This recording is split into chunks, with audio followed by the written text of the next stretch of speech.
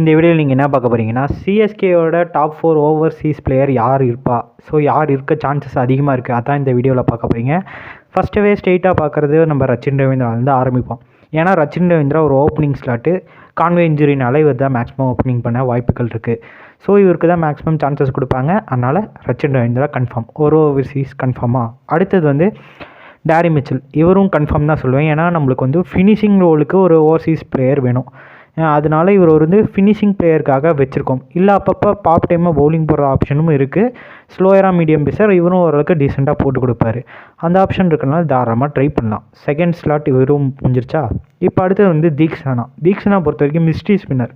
So இவங்க மொயின் அலி மாதிரி of ஸ்பின்னரும் இல்லை, ஆஃப் ஸ்பின்னும் போடுவார், லெக் ஸ்பின், கேரம் பால், அந்த மாதிரி டிஃப்ரெண்ட் வேரியேஷன்லாம் வச்சுருக்காரு. அதனால் எப்படி குத்தி எப்படி பிச் பண்ணி போடுவார்னே சொல்ல முடியாதனால ஸோ இவர் வந்து மிஸ்ட்ரி ஸ்பின்னர்னு சொல்லுவாங்க. ஸோ அதனால் நம்ம மஸ்ட்டாக தீக்ஷனாவை ட்ரை பண்ணுவோம். தீக்ஷனா ஃபீல்டிங் சரியில்லை அதனால் ட்ரை பண்ண மாட்டாங்க அப்படின்னு நினச்சிங்கன்னா அதை மனசில் விட்டுருங்க. ஏன்னா தீக்ஷனாவை மேக்ஸிமம் ட்ரை பண்ணுவாங்க. ஏன்னா அவர்கிட்ட பவுலிங்கில் பயங்கர ஸ்கில் இருக்குது. அது ஃபீல்டிங்கில் தான் ஸ்கில் இல்லை, மிச்சபடி பவுலிங்கில் பக்காவாக பண்ணுறாரு. பேட்டிங்கும் இப்போ வர கொஞ்சம் இம்ப்ரூவ் பண்ணிகிட்டு இருக்கால, மேக்ஸிமம் இவரை ட்ரை பண்ணுவாங்க. 3 முடிஞ்சிருச்சா. இப்போ 4வது வந்து பத்திரானாவை பொறுத்த வரைக்கும் மேக்ஸிமம் டெட் பவுலிங். ஸோ இவர் தான் மேக்ஸிமம் இருப்பார். ஃபிஷ் எல்லாம் மேக்ஸிமம் ட்ரைவே பண்ண மாட்டாங்கன்னு தான் நினைக்கிறேன். அவருக்கு பதிலாக வேணால் ரீப்ளேஸ்மெண்ட் பவுலர் வேணால் எடுக்க சான்சஸ் இருக்கும். ஸோ அவரெல்லாம் மேக்ஸிமம் ட்ரை பண்ண மாட்டாங்க. அதனால் நம்மளுக்கு டெட் பவுலிங் பொறுத்த வரைக்கும் பத்திரானாக்கு ஏதோ இன்ஜுரினா ஃபிஷ்ஷை ட்ரை பண்ணுவாங்க அப்படின்னு தான் வச்சுக்கணும். ஸோ பத்திரானாக்கு மேக்ஸிமம் இன்ஜுரி ஆக வாய்ப்புகள் லெஸ்ஸாக தான் இருக்கும். இருந்தாலும் ஓரளவுக்கு கொஞ்சம் ரெஸ்ட் கொடுத்து அதுக்கப்புறம் சரி பண்ணிட்டு சிஎஸ்கே வந்து ஆட வச்சுருவாங்க. ஸோ அவ்வளோதான், 4 ஓவர்சீஸ் முடிஞ்சிருச்சு. ஸோ இப்போ எடுக்காத 4 ஓவர்சீஸில் இருக்காங்களே அவங்கள எதனால் எடுக்க மாட்டாங்க அதை வந்து இப்போ பார்க்கலாம். பார்க்குறது வந்து கான்வே ஏன் எடுக்கலைன்னா ரீசன் இன்ஜுரி ஆகிட்டார், அதனால எடுக்கல.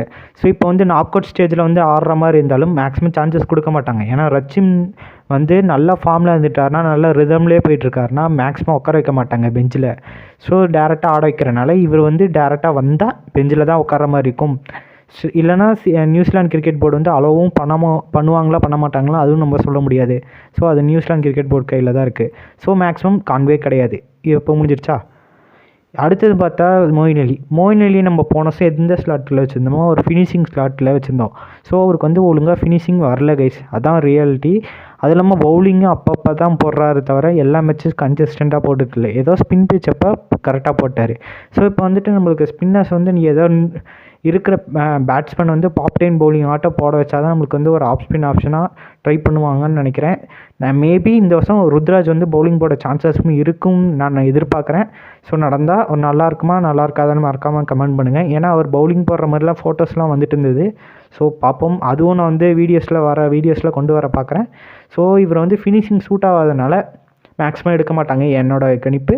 ஸோ உங்கள் சாய்ஸ் என்னதுன்னு மறக்காமல் கமெண்ட் பண்ணுங்கள். அடுத்தது வந்து சாண்ட்னர் வந்து ரொம்ப அண்டர்ரேட்டட் பிளேயர். இப்போ நியூசிலாந்து டீமோட T20 கேப்டன் இவர் தான். ஆனாலும் ஏன் விளாட வைக்க வைக்கிறாங்கன்னா ஜடேஜாவோட பேக்கப் தான், அதான் ரீசன். அதனால் மேக்ஸிமம் இவர் வந்து ஆட வைக்க மாட்டார்.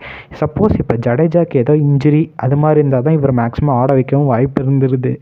அந்த வாய்ப்பும் இப்போ ரச்சின்கிட்ட போன மாதிரி தான் ஆச்சு. ஏன்னா ரச்சினும் ஒரு லெஃப்ட் ஆர்ம் பவுலர் தானே. ஸோ அவருக்கு டேரெக்டாக போகிற மாதிரி ஆயிருக்கும்.